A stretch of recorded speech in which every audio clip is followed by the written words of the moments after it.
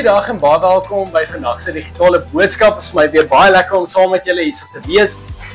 Dus vandag in die 10uur diens is dit die belydenisaflegging. En dit is dan ook my motivering vir hierdie preek en ek kan nie vir julle sê hoe groot voorreg dit vir my was om hierdie jaar met die belydenisslas te werk nie. Ek was al opgewonde, ek was al hartseer gewees en ek is eintlik ook 'n bietjie hartseer dat hulle nou klaar maak, maar hoe wonderlik is dit nie ook dat hulle belydenis kan aflê nie. En vir my 'n groot ding was oor hoe baie hulle gegroei het in hierdie jaar. Hierdie jaar het my ook baie uitgedaag, want ek moes presies gaan onthou het, maar hoe was my belydenisaflegging gewees? Wat het ek daar beloof en wat beteken belydenisaflegging dan nou regtig? En as ek regtig moet dink aan my geloofslewe, het ek ook in my studietyd eers regtig die Here ontmoet en meer verstaan oor wat ek daar beloof het. En ek dink dit is eintlik maar baie waar vir baie van ons. Maar soms kan ons so tradisioneel raak met sekere dinge dat ons sommer vergeet wat dit eintlik beteken. So vandag is ons tema ons antwoord. Nie net vir die belydenis nie, maar ons as Christene ook, deur die loop van ons lewens. En wanneer ons dink aan ons antwoord, dan is dit baie belangrik oor hoe ons daarna kyk. As ons byvoorbeeld na die liturgie kyk in die kerk, dan is dit altyd God wat eerste praat. Ons lees 'n wotum en ons antwoord daarop met sang. Dit is altyd God wat eerste praat. God roep altyd eerste en God kies altyd eerste. En by ons werk dit ook so, 'n belydenisaflegging oor 2 jaar loop, so in hulle graad 10 en graad 11 jaar. En laas jaar was ek en Peri saam gewees en Peri het dat hulle elke week 'n kers aansteek en Psalm 119 vers 105 saam lees. En toe ek hierdie belydenisslas vra, maar watse teks wil julle hê moet in julle belydenisaflegging diens wees? Toe is dit natuurlik hierdie teks wat hulle toe nou ook gesê het. So ons gaan vandag bietjie kyk na Psalm 119 en dan ook so bietjie na die storie van Saggeus. Maar voordat ons begin, kom ons bid eers saam. Liewe Here, baie dankie dat ons weer vandag kan saam wees, Here, en dat ons regtig kan terugkyk in ons lewens en kan weet dat U goed was en dat U daar was. U was nog altyd by ons, U het saam met ons geloop. Here, gaan saam met ons vandag deur hierdie boodskap, kom maak die tekste vir ons oop en Here, kom wys vir ons wat ons ook in ons eie lewens antwoord. En Here, dankie dat ons U kinders is en dat U ons eerste kies. Ons bid dit alles in U naam alleen. Amen. So Psalm 119 is nie net 'n mooi psalm nie, maar dit is ook die langste psalm in die Bybel. So ek dink ons gaan nie daai hele psalm lees nie, maar wanneer ons na hierdie psalm kyk, dan is dit eintlik 'n lewensreis in digvorm. Die digter skryf hier oor iemand wat die Here volg met alles in hom. Maar ook iemand wat deur 'n moeilike tyd gaan, wat twyfel, wat huil, wat hartseer is, wat onseker is. En dit is amper in hierdie psalm asof mens die digter kan sien groei soos wat hy skryf. Maar kom ons lees hier die eerste gedeelte saam, Psalm 119 vers 105 tot 112. U woord is die lamp wat my die weg wys, die lig op my pad. Ek het 'n eed afgelê en daarby sal ek bly, om my aan U bepalings te hou. Hulle is regverdig. Ek ly swaar, Here. Hou my in die lewe soos U beloof het. Neem tog my dank aan, Here. Leer my U bepalings. My lewe is gedurig in gevaar, maar U wet verontagsaam ek nie. Die goddelose stel vir my 'n stryk, maar van U bevele wyk ek nie af nie. U verordeninge maak ek altyd my eie, want hulle is vir my 'n vreugde. Ek lê my daarop toe om U voorskrifte altyd uit te voer, tot die einde toe. So ons kan sien dat hierdie psalm digter het alreeds begin groei, net in hierdie klein deeltjie. En wat my baie tref van hierdie eerste gedeelte, is die manier hoe hy skryf. Dis amper asof daar 'n dringendheid aangekondig word hier.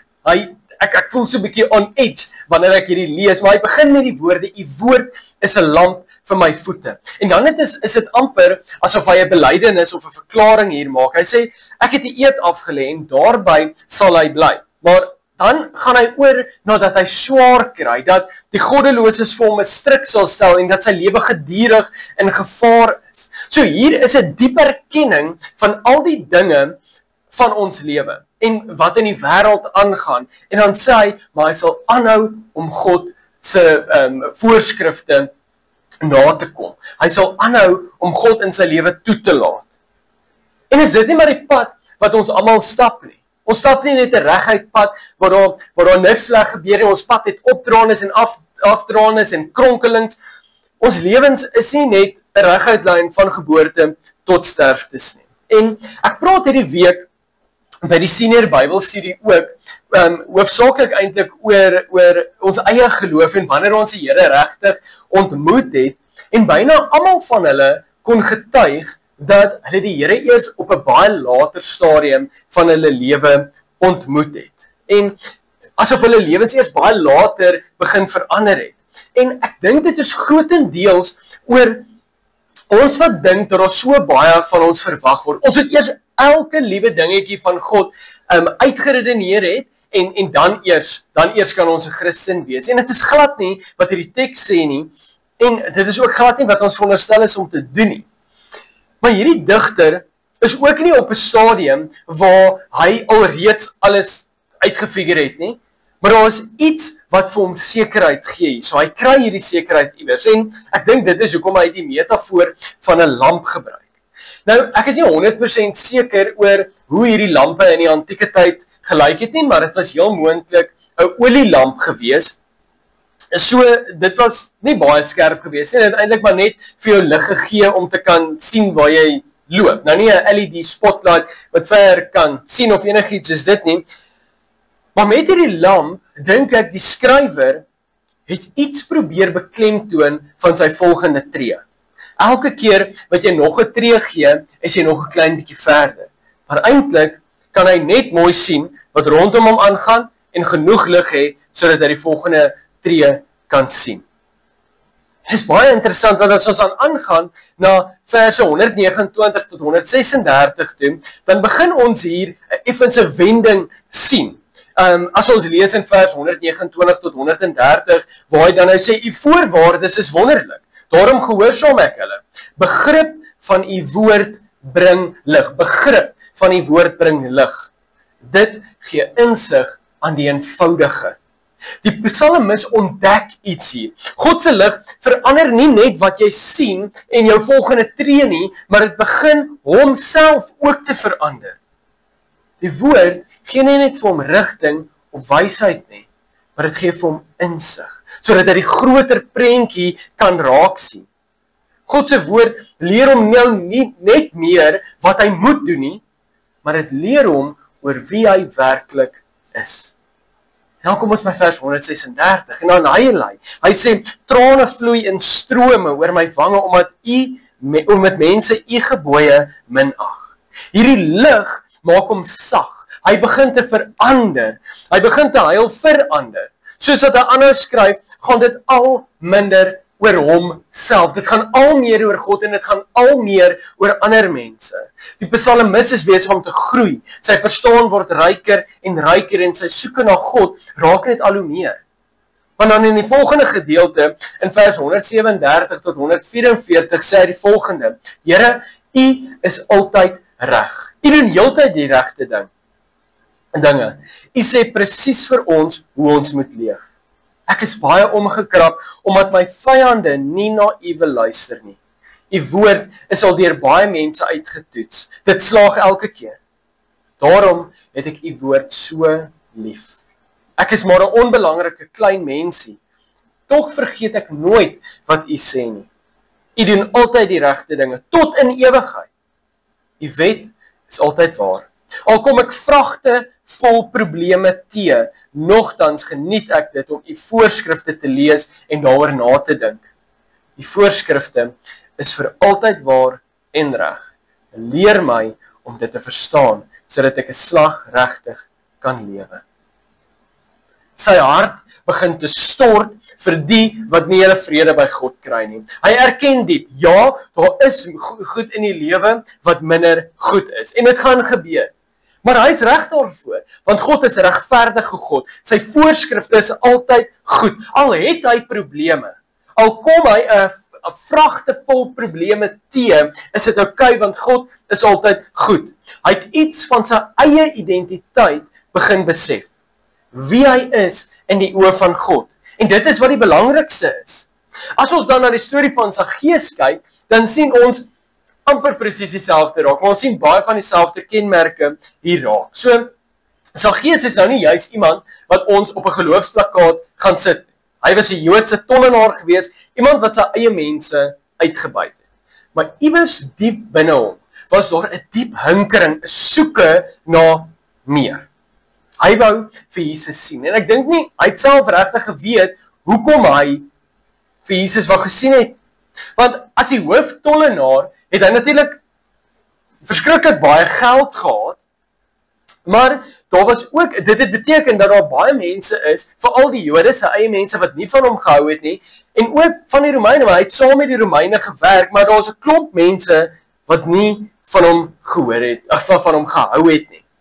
En ek dink is baie duidelik om af te lei, dat Saggeus gedink het, dat hierdie sy kans is om vir die eerste keer in sy lewe nie geoordeel te word oor dit wat hy doen nie. Maar Saggeus moes net soos hierdie psalmdigter 'n paar dinge in sy lewe erken. Saggeus moes erken dat hy 'n sondaar is. Wel, ons kan wel sê dat die Heilige Gees hom daarvan oortuig het. Net soos ons sê, ons dink eers Saggeus het self geweet hoekom hy hierdie hinkering om Jesus te sien geweet het nie. Dit kon nou seker gewees het omdat hy baie die nuus baie vinnig versprei het dat Jesus saam met sondaars en tollenaars eet en dat dit nou sy geleentheid was om saam met Jesus te eet en nie veroordeel te word nie. Maar hierdie hele storie is 'n groot bevestiging dat die Heilige Gees werklik werk, dat hy die een is wat ons oortuig van ons sondes. Maar nietemin, Saggeus klim toe in hierdie boom in, skaam, nuuskierig, onseker, half desperaat eintlik. En Jesus stap tot onder die boom en hy kyk op en hy sê in vers 5, Lukas 19 vers 5 sê hy, Saggeus, klim haastig af, want ek moet nog vandag by jou tuis gaan. Hier's 'n dringendheid, dieselfde soos in die Psalme. Saggeus het opgedaag en God het gekies. Nie omdat Saggeus vinnig gou sy lewe reggeruk het en vinnig alles oor God uitgefigure het en gou sy Bybel begin lees het en 'n goeie geloof gehad het nie, maar Saggeus klim dadelik uit die boom uit en laat dadelik Jesus by sy huis inkom. En Saggeus se lewe begin verander. Hy gee vir die mense terug, verander sommer 4-dubbel terug wat hy van hulle gevat het. Nie omdat iemand hom gedwing het nie, maar omdat hy agtergekom het wie hy is. En dit is dat Saggeus selfs hy, wat 'n tollenaar was, 'n geliefde kind van God is. God kom soek die wat verlore is. En Saggeus kon definitief op hierdie stadium nie geweet het wat alles nog vir hom voorlê nie. Die mense het natuurlik nie net vergeet dat hy al hierdie dinge by hulle gevat het nie. So hulle was heel moontlik nog kwaad vir hom gewees. Maar Saggeus het nou 'n sekerheid in wie hy is. En dit is wat die belydenisstas ook gaan antwoord. En dit is wat ons self ook as Christene antwoord. Wanneer ons sê dat ons glo, dan sê ons ook ek antwoord. Ons antwoord met geloof, met twyfel, met hoop en met liefde. Elke dag is ons keuse om te antwoord, maar nie uit die kennis wat ons self opgebou het nie, maar uit die insig wat God self vir ons kom gee het. En dit is die storie van Psalm 119 en die storie van Saggeus. En dit is ons storie ook. 'n Pad van lig, van groei, van antwoord gee op wat God eerste sê. God kom sê reg aan die begin vir Abraham, ek sal vir jou 'n God wees. En dit is hoekom ons ook gedoop word, om ons deel te maak van daai verbond. Dit is hoekom ons gedoop word en in ons lewens antwoord ons heeltyd weer op ons doop. Wanneer daar dinge in ons lewe gebeur en ons onseker en ons twyfel en ons weet nie wat die volgende tree is nie, dan kan ons weet dat u woord is 'n lamp vir my voete. En God se woord kom sê, ek sal vir jou 'n God wees. Jy is my geliefde kind. En hier is dalk weer eens 'n kans waar een en elkeen van ons weer daarop kan antwoord. En dalk moet jy nog 'n antwoord daarop. Ek nooi een en elkeen van julle uit om weer eens daarop te antwoord. En vir jouself te sê, ek is 'n kind van God. God is bly oor jou en hy sal vir jou 'n God wees. God is lief vir jou. Kom ons bid saam. Liewe Here, Dankie dat ons vandag weer eens hierdie besef kan hê dat ons die geliefde kinders is. Here, help ons om ons lewens elke keer weer te reset met daai wete dat ons is u kinders. Ons kan nooit so ver weggaan of so ver die verkeerde dinge doen dat u ons net sal los nie. Maar Here, net soos sy Gees 'n hinkering na u gehad het, waar hy in 'n boom gaan klim, het u na hom toe gestap en hom uitgeroep, uit die boom uitgehaal en hom nader geroep. Here, dankie dat u ons kies. Gaan saam met ons ook om elke dag in ons lewens te antwoord, dat ons onsself oopmaak, dat u Heilige Gees in en deur ons werk. Dat ons nie fokus op al die dinge wat ons verkeerd doen en wat ons nog moet doen nie, maar dat ons die sekerheid sal hê dat u saam met ons is en vir ons die volgende tree sal wys. Baie dankie vir alles wat u vir ons doen, vir al die liefde en vir al die genade. Ons bid dit in die groot en heilige naam. Amen.